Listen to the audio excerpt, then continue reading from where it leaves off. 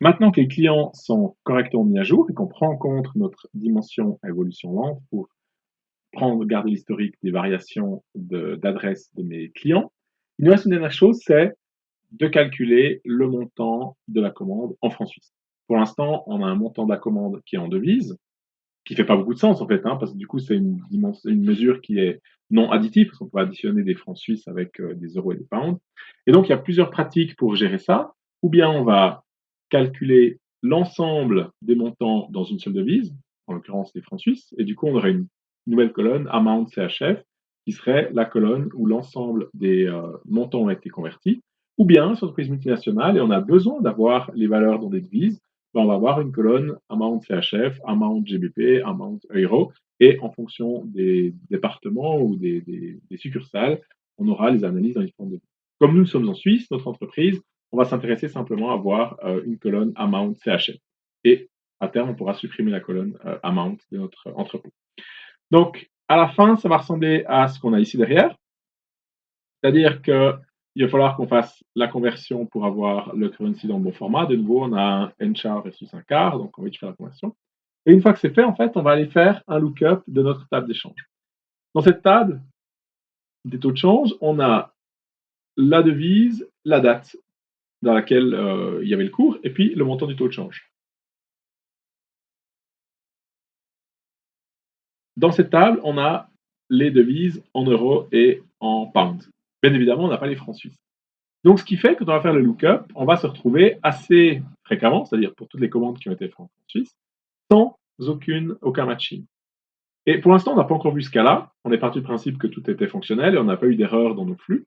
Ici, par contre, si on le fait, on aura beaucoup d'erreurs. En l'occurrence, si vous ne gérez pas les erreurs, il va s'arrêter directement. Parce qu'il ne va pas réussir à trouver le couple CHF pour la date quelconque. Et donc, ça fera des erreurs. Et donc, maintenant, il faut qu'on traite ça spécifiquement. Et donc, on va utiliser ce fameux flux d'erreurs pour pouvoir diriger tous les enregistrements pour lesquels on n'a pas trouvé de taux de change parce que c'était en l'occurrence des francs suisses. Puis, qu'est-ce qu'on va faire en fait? On va rajouter une colonne pour laquelle on va calculer le taux de change. En l'occurrence, comme c'est francs suisses, ce sera un taux de change à 1, tout simplement. Donc, on va rajouter une colonne exchange où on aura 1. On va réunir ces deux flux-là, ce qui fait qu'on aura toutes les lignes qui sortent de lookup exchange rate, qui sont des lignes en fait en l'occurrence qui ont été faites en devise, avec un taux de change. On aura toutes les lignes qui ont été faites en francs suisses. On aura aussi une colonne taux de change qui sera égale à 1. Et du coup, on va faire le calcul de amount CHF en multipliant tout simplement amount par taux de change. Et on n'aura pas le problème de savoir s'il y avait un taux de change ou pas un taux de change. De toute façon, ce sera recalculé là et les montants de francs suisses sont 3 pour 1. Donc on aura toujours, bien sûr, bien le montant en francs suisses. Et donc, ce sera très facile à gérer et très efficace au niveau du chargement. Alors maintenant, ce qu'on va voir, c'est comment est-ce qu'on arrive jusque-là. Donc, on part de notre flux actuel. On va interrompre, en fait, ici, notre flux. Et puis, on va rajouter nos nouvelles étapes maintenant. Donc, première chose qu'il faut qu'on fasse, il faut qu'on convertisse cette colonne avec le code, parce qu'on verra, quand on fera le lookup, ça ne marchera pas. Donc, je vous laisse faire le test. Si vous voulez. Donc, on va directement le faire. Si vous me faites confiance, on va directement le faire maintenant. Sinon, je vous laisse tester et puis, si ça ne fonctionne pas, vous pourrez convertir. Voilà, donc le problème qu'on a ici, c'est que la colonne currency, elle est en n-car, alors que la colonne currency qui se trouve dans nos taux de change, elle est en car tout court. Et donc, il faut simplement qu'on convertisse ça. Donc, on va récupérer la colonne currency, qui pour l'instant est du Unicode, et puis on va le convertir en une chaîne de string tout simplement. Donc voilà, c'est une étape très facile à faire. Bien évidemment, on pourrait la faire avec l'autre étape qu'on a déjà ici, shipping, on pourrait faire les deux directement. On est d'accord. Donc, currency code. Voilà. Ça, c'est juste un préalable pour que je puisse, par la suite, faire le matching en fait, dans mon lookup avec la table des taux de change. Voilà. Deuxième étape, donc une fois que ça c'est fait, maintenant je vais pouvoir faire mon lookup. Donc, on fait un lookup tout à fait normal, indépendamment de savoir si on va trouver ou pas l'information. Donc, on va aller dans notre lookup et lookup exchange. Voilà, on utilise la connexion à notre entrepôt on va utiliser la dimension exchange qu'on a chargée au préalable. Voilà, et dans les colonnes, si vous avez bien fait la conversion, j'ai oublié de le renommer, donc il s'appelle copy of currency. C'est pas très propre en fait en l'occurrence, hein. Donc je propose qu'on rechange ça et puis qu'on appelle currency code. Voilà, ce sera propre. Je retourne dans mon lookup exchange, ma connexion est toujours bonne, et dans mes colonnes, maintenant, j'ai bien un currency code que je vais pouvoir lier avec currency. Et puis, j'ai la order date. On part du principe qu'il paye le jour de la commande, hein, donc order date qui me fait.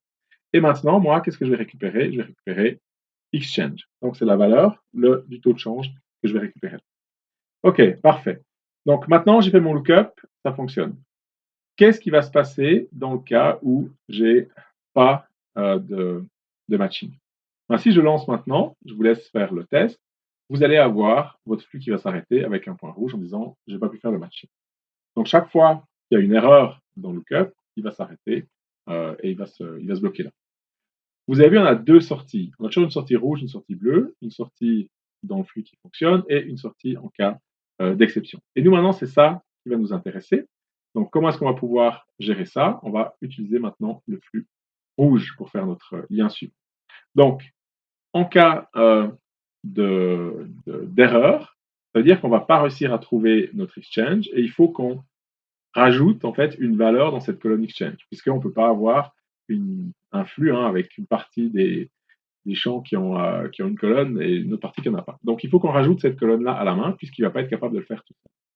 Donc on choisit le flux d'erreur, et puis par défaut, en fait, on a un fail component, c'est-à-dire que chaque fois qu'il y a une erreur, forcément, il va s'arrêter. Donc nous, ce qu'on veut faire à ce moment-là, si on n'arrive pas à trouver, on va faire un redirect, c'est-à-dire que les erreurs dans le flux vont être redirigées vers notre colonne extérieure.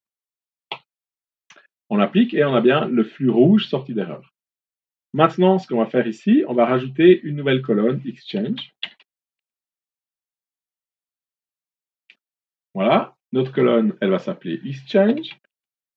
Donc c'est la colonne qui ressortirait avec le lookup. Donc nous, s'il n'y a pas eu de lookup, on va le rajouter ici à la main.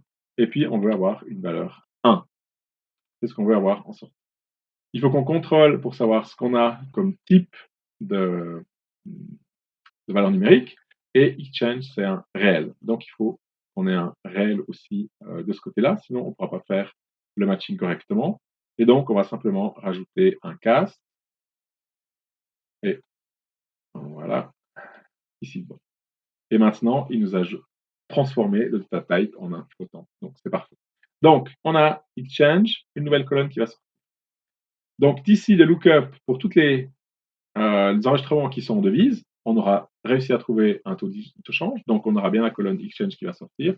Et ici, on en va rajouter pour tous ceux pour lesquels on n'avait pas de taux de change, on va rajouter une colonne exchange. Maintenant qu'on a fait ça, qu'est-ce qu'on va faire? On va simplement unir ces deux flux-là. Donc, on va connecter notre sortie exchange.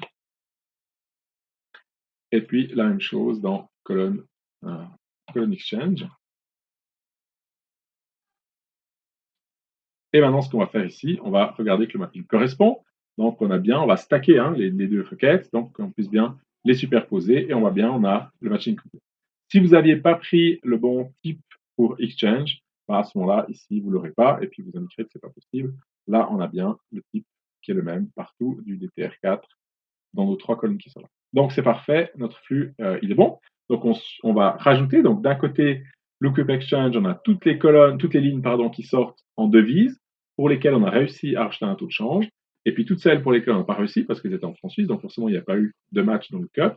Elles sont en exception. On rajoute, nous, manuellement, une colonne qu'on appelle Exchange avec 1 dedans, tout simplement. Et comme ça va nous permettre maintenant de rajouter une nouvelle colonne dérivée.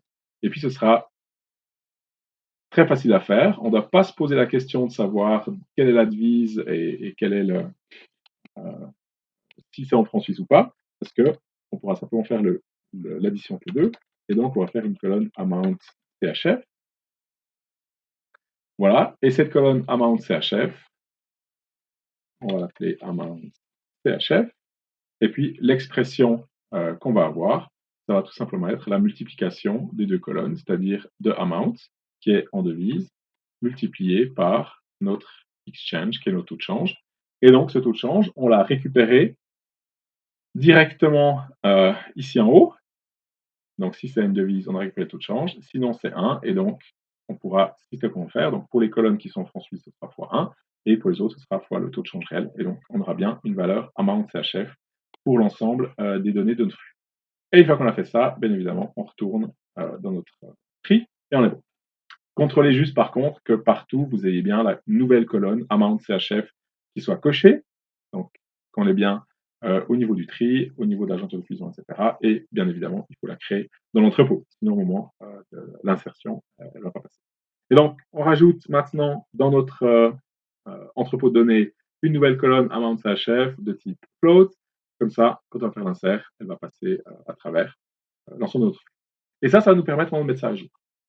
Pour les anciennes valeurs, même chose, on va passer à travers le fractionnement conditionnel, rajouter dans le fractionnement conditionnel un test. Est-ce que la valeur amount CHF existe? Nous, attention, elle peut être nulle. Hein.